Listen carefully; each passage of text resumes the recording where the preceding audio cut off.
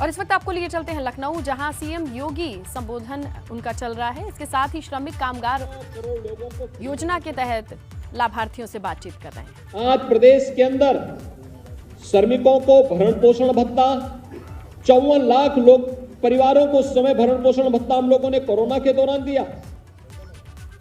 और इसके साथ ही प्रदेश के अंदर जो 40 लाख कामगार और श्रमिक आए थे, लोग सोचते थे क्या करेंगे। हमने कहा उत्तर प्रदेश इतना बड़ा है, ये 40 लाख लोग उत्तर प्रदेश के ही हैं, उत्तर प्रदेश में ही कार्य करेंगे और उत्तर प्रदेश इनके कार्य करने से समृद्ध होगा। उत्तर प्रदेश पर ये बोझा नहीं, बल्कि उत्तर प्रदेश की उपलब्धि है कि अपने वे लोग अपने घर में वापस आए हैं, उनको घर में ही हम काम दे देंगे। लेकिन जिन राज्यों को छोड़ करके जाएंगे, जिन लोगों ने इनको उपेक्षित किया, प्रताड़ित किया, भगाया है, आप देखना वहां पर समस्या खड़ी होगी। और हुआ ही वही। जिन राज्यों ने उनके साथ दुर्व्यवहार किया, आज वहां उद्योग धंधे बंद हो गए, लेकिन उत्तर प्रदेश में चालू हो गए। उत्तर प्रदेश में नए नए उद्योग चालू हो रहे हैं, क्योंकि स्किल जो हमारा था ये हमारे पास वापस आया। उत्तर प्रदेश के अंदर उन्होंने अपना योगदान देना प्रारंभ किया और आज वह कार्यक्रम आगे बढ़ रहा है। भाइयों बहनों, पहली और द्वितीय लहर के दौरान प्रदेश सरकार ने फ्री में राशन की व्यवस्था, केंद्र सरकार ने भी फ्री में राशन की व्यवस्था की, फ्री में टेस्ट, फ्री में उपचार, फ्री में अन्न योजना और फ्री में वैक्सीन, सबको वैक्सीन ने प्रधानमंत्री मोदी जी ने सबको दे दिया। आज तो 15 से 18 वर्ष के बच्चों को भी वैक्सीन लगनी प्रारंभ हो गई। मैं स्वयं भी एक सेंटर में गया था। कितना उत्साह है हमारे बच्चों में, 15 से 18 साल के नवयुवकों में कितना उत्साह है। हर व्यक्ति उत्साह, बालक बालिकाएं लाइन में खड़ी थी, बैठी हुई थी। मैं गया उनके मिलने के लिए, उन्होंने कहा नहीं हम भी वैक्सीन लेना चाहते हैं। मैंने कहा वैक्सीन? उन्होंने कहा एक कोरोना कवच है, कोरोना से सुरक्षा कवच है, और एक कोरोना कवच देश की कोरोना के खिलाफ लड़ाई में भी मदद कर सकता है। और इसलिए हम लोग इस लड़ाई में सहभागी बनने के लिए आए हैं। और भाइयों बहनों, आज से कार्यक्रम प्रारंभ हुआ है। मैं आप सबसे अपील करूंगा, जिन लोगों ने वैक्सीन लिया है वो अच्छा काम किया, जिन्होंने अभी तक नहीं लिया है उनको बोलेंगे कि कोरोना का वैक्सीन जरूर ले लेंगे। ये कोरोना से उन्हें एक सुरक्षा कवच देगा और कोरोना का वायरस अब कमजोर पड़ रहा है, धीरे धीरे समाप्त हो जाएगा। लेकिन आपके पास अगर वैक्सीन लेकर के एक सुरक्षा कवच है तो यह न केवल कोरोना में बल्कि हो सकता है कि अन्य विषाणुजनक बीमारियों में भी यह सुरक्षा का काम कर सकता है। और इस दृष्टि से हमें इसको समय से ले लेना चाहिए।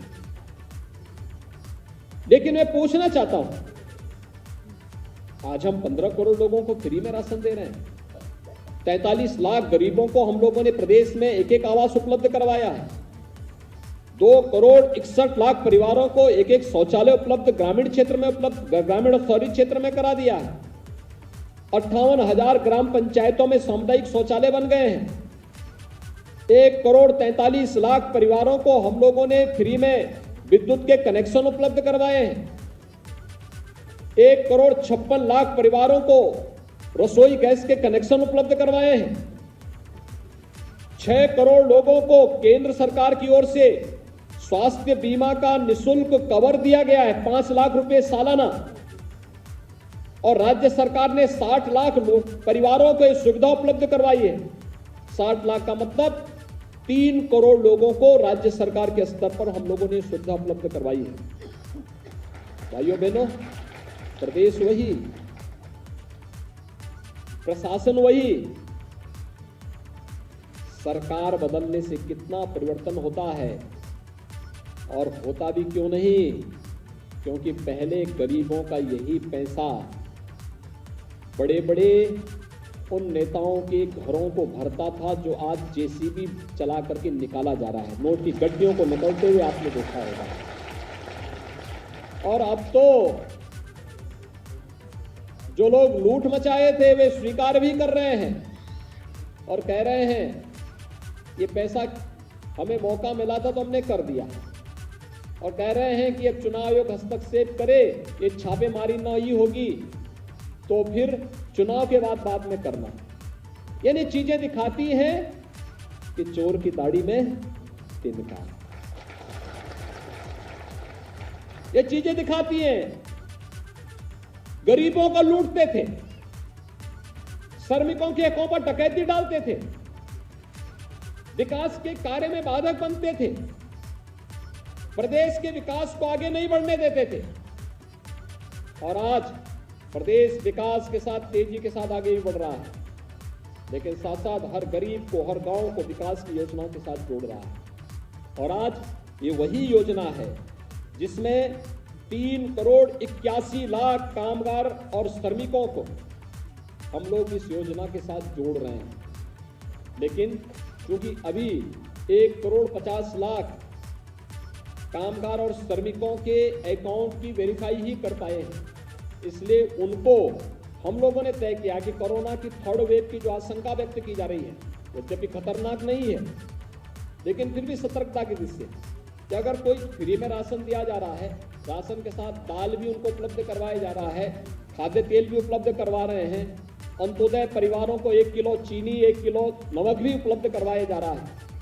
लेकिन फिर भी सतर्कता की दृष्टि से अगर कहीं कोई ऐसी स्थिति आती है, उन स्थितियों में कोई भूखों न मरे, किसी के सामने भूखमरी की स्थिति न पैदा हो, इस दृष्टि से सरकार की जिम्मेदारी बनती थी कि हम इस दिशा में प्रयास करें। और आज इसीलिए सरकार ने तय किया है कि अगले 4 महीने तक हर महीने 500 रुपये भरण पोषण भत्ता इन 3 करोड़ 81 लाख परिवारों को उपलब्ध करवाने का कार्य राज्य सरकार अलग से उपलब्ध करवाएगी, जिसमें पहली 2 किस्त 1.5 करोड़ श्रमिक और कामगारों की आज यहां पर जारी कर दी गई। ये उनके खाते में पैसा पहुंच गया और पैसा पहुंचने के साथ ही उन लोगों के पास अगले 2 महीने के लिए मानदेय भरण पोषण भत्ता उपलब्ध कराया जा चुका है। बाकी लोगों का वेरीफाई करने के साथ ही जैसे उसको वहां से बैंकों के साथ हम इसको जोड़ेंगे, बाकी लोगों का भी पैसा धीरे धीरे करके अब उनके खाते में जाता हुआ दिखाई देगा। लेकिन भाइयों बहनों, कोरोना के खिलाफ इस लड़ाई को आगे बढ़ाने में आप सब ने योगदान दिया है और सरकार इसीलिए इसमें जो श्रमिक आए हैं, एक तो रजिस्टर्ड श्रमिक हैं, जो निर्माण श्रमिक हैं, वो बीओसी बोर्ड के माध्यम से उन्हें एक राशि उपलब्ध करवाई जा रही है। लेकिन साथ साथ असंगठित क्षेत्र के वे तमाम लोग हैं, जिसमें ठेला है, खोमचा है, रेड़ी है, कुली है, पल्लेदार है, नाविक है, मनरेगा मजदूर है, खेतीहर मजदूर है, वे तमाम लोग हैं जो डेली कमाते हैं और फिर अपना भरण पोषण उसके माध्यम से प्राप्त करते हैं।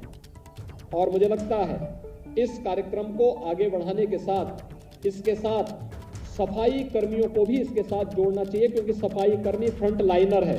अगर उन्हें कहीं से सुविधा नहीं मिल पा रही है तो उन्हें भी इस सुविधा के साथ जोड़ा जाना चाहिए, क्योंकि उन्होंने कोरोना कालखंड में स्वच्छता अभियान में बेहतरीन उपलब्धि हासिल की है। उनको भी इस अभियान के साथ जोड़ने का कार्य करेंगे। और मैं आज के इस अवसर पर अपने सभी संगठित असंगठित क्षेत्र के श्रमिकों को इस बात के लिए आश्वस्त करता हूं, सरकार उनके हितों के लिए पूरी तरह प्रतिबद्ध है और उन्हें न केवल उनके जीवन और जीविका को बचाने का कार्य करेगी, बल्कि उनके उज्जवल भविष्य को और उनके बच्चों के उज्जवल भविष्य बनाने के लिए भी पूरी प्रतिबद्धता के साथ कार्य करेगी। मैं एक बार फिर से आज के इस अवसर पर आप सभी को ये भरण पोषण भत्ता उपलब्ध होने के लिए हृदय से बधाई देता हूं, अपनी शुभकामनाएं देता हूं और विश्वास व्यक्त करता हूं कि कोरोना की इस लड़ाई में आप सभी मिलकर के अपना योगदान देंगे और कोरोना हारेगा, ये देश जीतेगा। इस विश्वास के साथ हम सब मिलकर के आगे बढ़ेंगे। आप सबके प्रति मेरी शुभकामनाएं। धन्यवाद। जय हिंद।